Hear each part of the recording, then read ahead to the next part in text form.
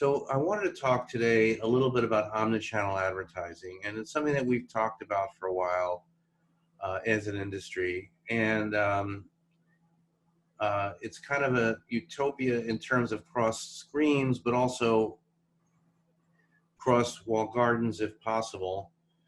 But I wanted to ask you, what's going on in terms of sort of this aspiration of an omnichannel advertising utopia? Like, where do we stand, and is that something that you aspire to, and what are the roadblocks there?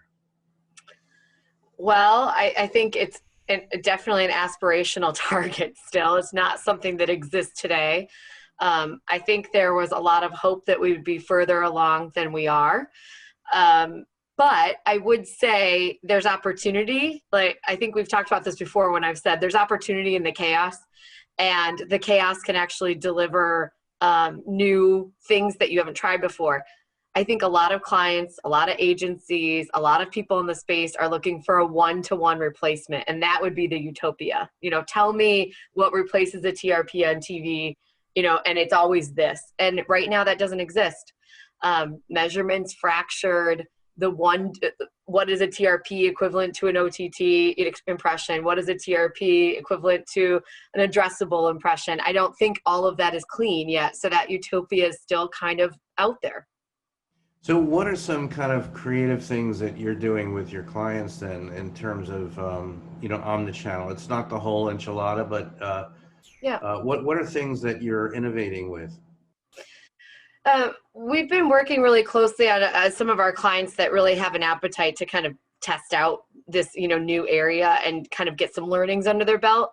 We've been doing a lot with buying different modalities, right? So for example, when you're thinking about OTT and the hockey stick consumption that COVID brought on, what are the different ways you can buy? Programmatically, direct? Is there innovative ways you can think about supply path and get ahead of your competition? So there's a lot of work that we've been doing there with clients who are really trying to advance themselves in that space and find, new ways to access inventory and audiences in leveraging pricing as part of what they're already doing with those large partners. So what about bridging the gap between web programmatic and the walled gardens? Is there sort of an integrated strategy, or I'm sure there's a strategy, but is there an operational use case? I think there's great learnings and experience we have from more of our display programmatic and the work that's been done there historically that people are starting to bring into more of the premium video space, for lack of a better word, since it's so fragmented. I think the learnings there are that they understand the importance of waterfall position. They understand the importance of leveraging your clout to get things that you need from the networks, that you're already negotiating within upfronts. And because we're using those learnings, a lot of times it's pushing us more quickly within this space. I think the challenge around walled gardens is the same, regardless if you're in a more display-based or mobile-based programmatic space versus, OTT/CTV space.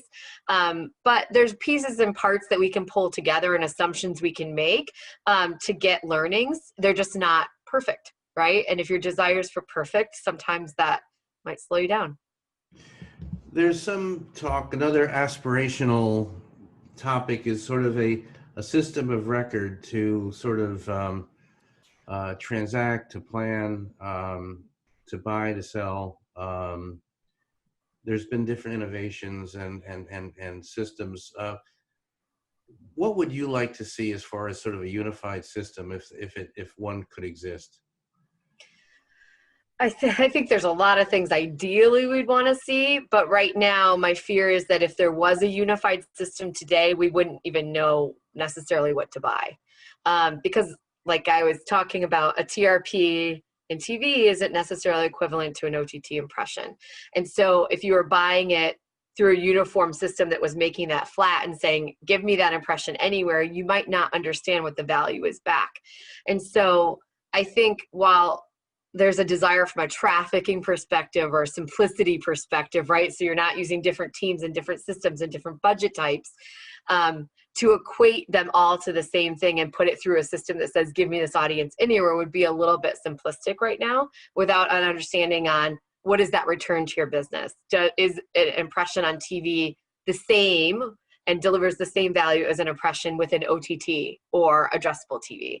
And so I think without understanding the ROI, it's hard to have a one-size-fits-all system that allows you to reach that audience wherever they might be without an understanding on what's the value and return to the business. So I think simplifying parts of it would be great and building for the long term, but making sure that you're really thinking about the value of where that impression is being served and how it delivers against your business needs is going to be a critical part to making it really go further and beyond a trafficking system, if you will. And Nicole, we've talked about Converge TV in the past, and a lot's been going on since we last spoke. Converge TV, CTV, OTT, the streaming wars, and all that stuff, and the opportunities for advertisers. You know, I wanted to ask you what your thoughts are in terms of both the opportunities and roadblocks to buying on CTV. What's exciting and what's challenging? I think that one of the biggest things that's the most interesting for us recently has been the, just like I said, hockey stick on consumption during COVID. I mean, COVID had us turn to alternatives. I think the challenge is, how do you understand who's there and when they're there and how you can deliver there in a really meaningful way? And that's been kind of like bridging the gap between, I know that there's 25 to 30% increase in consumption. Okay, now how do I take advantage of that has been something that we're working through in a lot of clients. I think most of the time we're asking for more scale than a lot of times those platforms are delivering. And the reason why is because it's such a fragmented ecosystem. The inventory that Disney can sell as part of their upfront through the waterfall they have might be different than what another, like an SSP might have access to versus what a Roku might have access to, right? And as you're going through that waterfall, understanding where that inventory is accessible and how you can buy it has been a bit of a challenge. And I think that's going to be a key to unlocking the growth there and really getting into a place where you have transparency around which inventory you can access at what cost. And finally, Nicole, I know you're, engaged with clients. You guys have an incredible lineup of clients globally.